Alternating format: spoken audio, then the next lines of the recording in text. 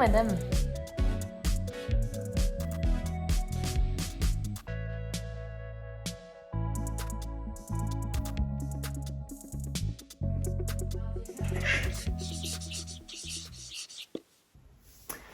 Coucou tout le monde. Aujourd'hui je reviens filmer un petit clip. Je suis pas du tout régulière en ce moment dans les publications. Je suis vraiment désolée, c'est devenu hyper compliqué avec Loulou. On est à un âge, là, il a 11 mois, où on ne peut pas du tout le laisser 2 minutes, même si l'appartement est pas mal baby-proofé maintenant, sans constante attention. D'ailleurs, là en ce moment, il est avec mon mari qui a pris une petite pause dans son travail. Du coup, ouais, hyper compliqué de filmer des vlogs de façon régulière. J'arrive à filmer quelques vidéos facecam le week-end et j'arrive à faire le montage soit le soir une fois qu'il est couché, mais je suis lessivée à la fin de la journée, vraiment, soit un petit peu pendant ses siestes. Mais c'est vrai que Loulou est un très très petit dormeur, c'est-à-dire que le matin, il va me faire 1 heure à tout casser de sieste et l'après-midi, ouais, une petite heure aussi. Donc pendant cette heure-là, bon ben, j'essaye de caler rendez-vous, paperasse administrative, la vie de tous les jours, entretien de la maison, repas, enfin bon bref, voilà, les trucs quand on est à la maison, parce que je suis toujours en congé parental. Pour information. Et donc mon premier job, c'est pas YouTube, c'est de m'occuper de Loulou. Et du coup, voilà, c'est hyper compliqué au niveau de la régularité. J'espère qu'on arrivera à reprendre un petit équilibre quand Loulou aura un peu grandi, ou bien à la rentrée, peut-être que je vais voir si on a peut-être une demi-journée par-ci par-là dans une halte garderie, je sais pas du tout. Peut-être que ça lui fera du bien, et moi aussi, peut-être d'avoir des petits moments comme ça où je peux ne pas être sur le monito, est-ce qu'il dort pas, on verra. Donc pour le moment c'est un peu compliqué, mais voilà, j'essaie de continuer malgré tout les publications et j'espère que voilà, ça vous plaît quand même, malgré le manque de régularité. Bref, cette semaine, après aussi on a été en vacances et puis on a profité de la belle famille, ça c'était vraiment cool. Et maintenant qu'ils sont partis, alors à la fois j'ai un peu plus de temps, enfin, on fait moins de trucs et à la fois j'ai moins de temps parce que finalement la belle famille me prenait Loulou de temps en temps pour aller faire une petite balade au parc. J'avais un petit peu des petites heures comme ça pour moi, d'où le passage chez le coiffeur. Bref, cette semaine on a bien profité, on a passé du temps chez une copine, Manu si tu passes par là, on a passé du temps chez ma soeur, enfin...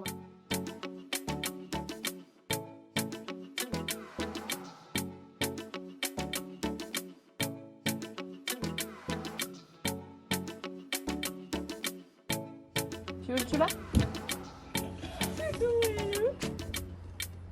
Enfin voilà, j'essaie d'habituer Loulou à prendre la voiture parce que c'est hyper compliqué pour lui, il a pas du tout l'habitude. Et de toute façon, c'est vraiment un bolide. Il court de partout. Moi j'étais pareil, hein, quand j'étais petite, je montais au rideau, ma mère me dit encore. Et du coup, être enfermé dans un truc et pas pouvoir bouger, pour lui c'est insupportable. La poussette, ça passe encore un petit moment et c'est parce qu'il a des trucs à voir qui l'occupent. Mais la voiture, franchement, ça le gonfle quoi. Donc j'essaye un peu de l'habituer. Et on a eu des jolis cadeaux quand je suis allée voir mon amie. Et je voulais vous les montrer. Tout d'abord, un petit livre sur l'océan. Mon petit océan, qui est vraiment magnifique, qui est un livre cartonné. Donc je pense qu'il est en papier recyclé également. Ouais, 100% nature, imprimé avec des encres végétales sur du carton 100% recyclé. Qui montre un petit peu l'univers de l'océan avec du vocabulaire, des trucs qu'on ne connaît pas. La spatule blanche, on en apprend aussi. Il est vraiment super joli et moi j'adore l'océan. Autant je suis pas du tout fan de la mer, autant j'aime beaucoup l'océan, la fraîcheur déjà, les paysages, en tout cas notre côté atlantique, donc quoique j'aime bien aussi le côté américain, hein, les Hamptons et la Nouvelle-Angleterre, c'est magnifique si vous y êtes déjà allé. Et les vagues, j'aime qu'il se passe des choses, que ça soit pas tout calme, ça m'agace, sinon je m'ennuie en fait, je peux pas tellement me mettre au soleil et envoyer ma peau, donc du coup je m'ennuie vite et j'adore l'océan. Et du coup j'ai hâte, je commence à lui lire, il regarde, il aime beaucoup et j'ai hâte qu'on y aille en vrai avec Loulou un jour quand on arrivera à faire de la voiture longue. Donc voilà pour le premier titre, mon petit océan, livre 100% nature, collection éditeur Helium. Et le deuxième dont je vais parler, alors là c'est vraiment dans le thème de la chaîne, livre Plante Addict, futur Plante Addict, La maison qui fleurit. Alors je vais vous lire la 4e de couverture parce que je peux pas mieux résumer que les propres mots de l'auteur. Un jour où le ciel est sombre et la ville très grise, une petite fille décide de tout repeindre avec des couleurs magiques qui fleurissent. Et si c'était le bon moment pour inventer une nouvelle manière de vivre avec ses voisins, les plantes et les animaux. Donc c'est grosso modo un livre pour enfants qui parle de fleurir la ville. Alors bien sûr dans l'imagination d'une petite fille, mais je veux dire comment est-ce que ça peut pas plus crier mon nom quoi. Donc elle imagine, alors moi en plus je suis fan, j'adore les dessins architecturaux, j'adore les scènes d'intérieur. Alors en plus là c'est en lien avec les plantes, c'est lié à mes études d'histoire de l'art, j'aime beaucoup l'architecture.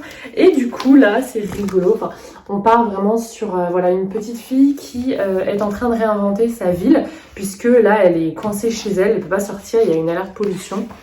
Alors, on ne sait pas dans quel pays elle habite, si c'est un pays... alors l'autrice adapté du coréen. Ah oui, peut-être un pays voilà, où il y a beaucoup de pollution aussi, enfin quoi vous allez me dire nous aussi, hein, on a des alertes pollution assez régulièrement à l'école.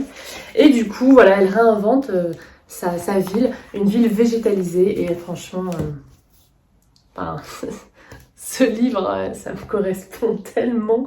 Végétaliser la ville, refaire venir le vert dans la ville, pour pouvoir respirer à nouveau. Alors, je vous ai dit, je vous en parle souvent. Si vous ne me suivez pas sur Instagram, je vous mettrai mon compte Instagram en dessous. Et il y a un nouveau hashtag que j'utilise beaucoup et je ne sais pas s'il est déjà existant ou si c'est moi qui l'ai créé. C'est tout végétalisé.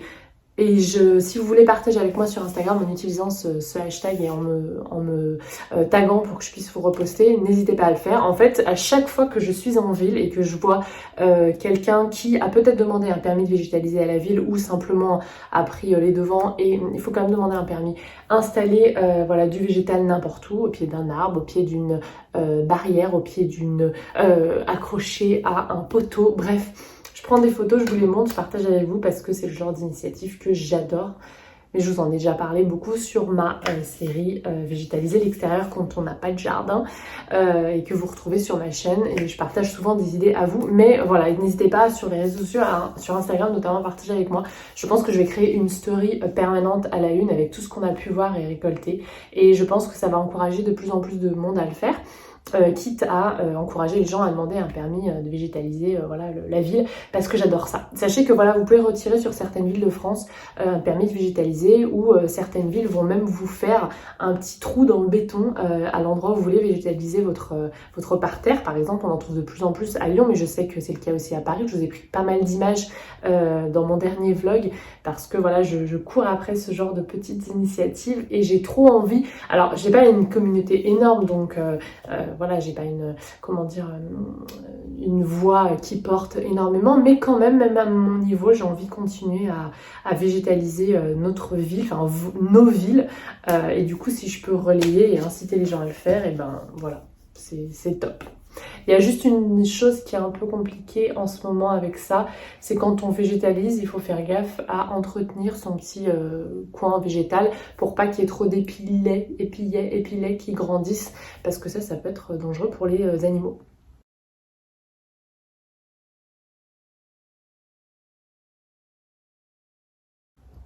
Tout simplement. Bref, je m'égare. Ce livre est juste magnifique, littérature de jeunesse. Ou pas, franchement ma copine me l'a offert à mon fils, mais à moi d'abord, même si vous savez que j'ai beaucoup de références végétales, lecture futur Green Addict au fil de mes vlogs. Peut-être que je vous ferai une vidéo, une compilation lecture petit Green Addict dans une vidéo. Dites-moi si ça vous intéresse, je vous la ferai, je me poserai 5 minutes pour vous voilà, montrer tous les titres qui sont en lien avec la nature et que j'adore pour mon fils, pour moi, pour mon fils dans les années à venir, même si voilà, il adore lire maintenant, il tourne les pages, il a bien compris ce que c'était que la lecture et l'objet livre. Et puis de toute façon, j'en ai beaucoup qui sont en format cartonné, qui sont accessibles et robustes à lui. Dites-moi si ça vous intéresse, parce que je vous ai fait une sélection il y a quelques années maintenant de lecture de Green Addict pour ceux qui aiment les plantes, etc.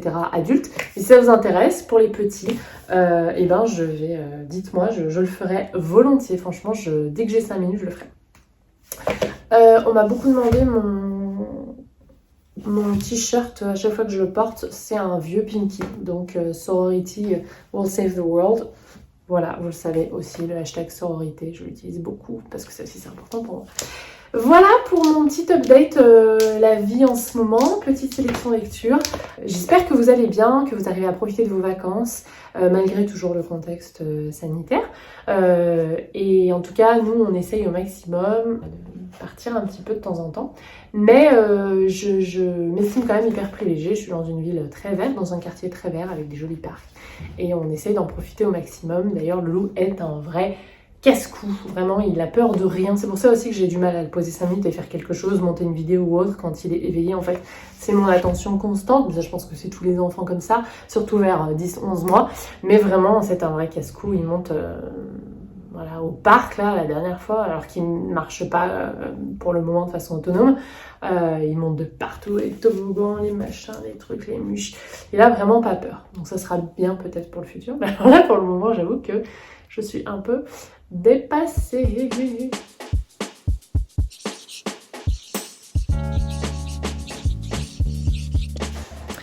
Coucou tout le monde. Aujourd'hui je vais vous faire un tout petit clip et une petite précision vis-à-vis de la Bionic Bar que j'ai reçue de la marque Bionic LED. On m'a posé pas mal de questions et du coup je voulais y répondre maintenant. Alors je l'ai installée en fait ici. Donc pour l'installer, j'ai mis des petites... alors vous pouvez faire ça mieux, moi j'ai pas voulu faire de trous sur mon meuble, mais vous pouvez, en fait il y a des petits écrous qui viennent avec pour la suspendre si vous mettez des petits crochets ou des petites vis. Ensuite vous la branchez directement et ça s'allume. Donc il n'y a pas le bouton sur celle-là, donc c'est soit elle est branchée, soit elle n'est pas branchée. Et du coup, eh ben, j'ai gardé en fait mon petit tétage à bouture. J'ai mis aussi mes piléas. Celui-là notamment parce qu'il recevait plus beaucoup de lumière. Vous voyez, il s'est tourné du coup d'un côté. Donc j'essaye de le refaire. J'arrive mon bébé. J'essaye de le faire. Je vais l'enlever là juste parce que sinon ça va grésiller. Donc voilà. Alors... l'utilisation des lampes de croissance, on me demande souvent, surtout en hiver, et aussi dans les coins qui reçoivent un petit peu moins de lumière.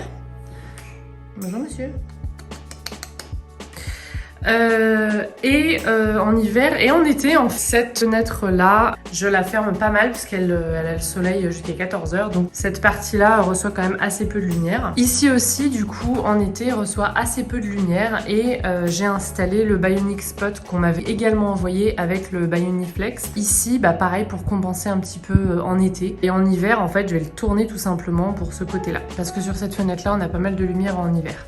En été, je ferme pas mal, donc elle souffre du coup du fait que je ferme des canicules. D'ailleurs, ça se voit, regardez ma Stéphanie Erita, celle-là, là, elle m'a fait au moins 3 tiges, dont une où il n'y a pas grand-chose, c'est normal, elle galère un petit peu avec les volets fermés. Donc voilà pour les nouvelles. Je vous ai déjà parlé un petit peu des lampes de croissance dans une vidéo qui s'appelait « Chouchoutez vos plantes ». Et puis j'ai dû en parler aussi dans la vidéo « Les plantes en hiver ». J'utilisais au début pas des Bionic LED, j'utilisais des lampes croissance simples qui fonctionnent aussi. Les Bionic LED sont un petit peu plus puissantes. D'ailleurs, faire attention, celle-là, elle chauffe un petit peu. Donc j'ai mes boutures de tronçons, de verrues qui ont eu un petit peu chaud. Donc je pense que je vais les éloigner un petit peu. Il existe différents types d'ampoules, des lumières chaudes, des lumières froides, suivant si vous voulez plutôt encourager la croissance des feuilles, le bouturage ou bien la floraison. Ça dépend de ce que vous avez à la maison. Tout est expliqué sur le site. Voilà, alors c'est pas une vidéo sponsorisée ni rien, mais je voulais vous faire un petit point puisqu'on m'a posé pas mal de questions. D'ailleurs, sur mon compte Instagram arrive bientôt un concours avec Bionic LED pour les 22 000 abonnés qui arrive bientôt. Et il y aura en fait 3 Bionic Spots à remporter. Et du coup, il y aura 3 gagnants. Et le premier gagnant qui sera tiré au sort, j'aurais demandé aussi un Bioniflex avec. Sachant que ces ampoules, en fait, s'adaptent à la plupart des lampadaires classiques que vous pouvez trouver dans le commerce, Ikea y compris. Et vous pouvez mettre des ampoules, utiliser les ampoules avec des lampadaires que vous avez déjà chez vous pour recycler. Mais moi, j'en avais pas pour là, donc j'avais demandé un Bioniflex et du coup, ils ont été d'accord pour que le premier gagnant ait le Bioniflex aussi. Mais vous pourrez remporter simplement l'ampoule pendant ce concours qu'on peut utiliser, voilà, avec d'autres suspensions. Ça c'est pas mal quand vous avez une jolie lampe près de vos plantes, de la remplacer avec ça, avec une ampoule de croissance, c'est pas mal. Donc moi là j'ai la 3000K et mini Bionic Spot mini et vous pourrez remporter des 5000K. Bon bref, je vous remets le lien de mon compte Instagram si vous voulez aller voir et si ça vous intéresse. Mais voilà, pour la petite revue pour la barre. Donc la grosse différence hein, avec la barre, c'est que du coup, ça balaye une plus grosse... Qu'est-ce que tu fais toi? Une plus grosse surface en fait. Donc si vous voulez mettre sous une plantagère, c'est vrai que c'est pas mal. Bon. Ça balaye une grande surface.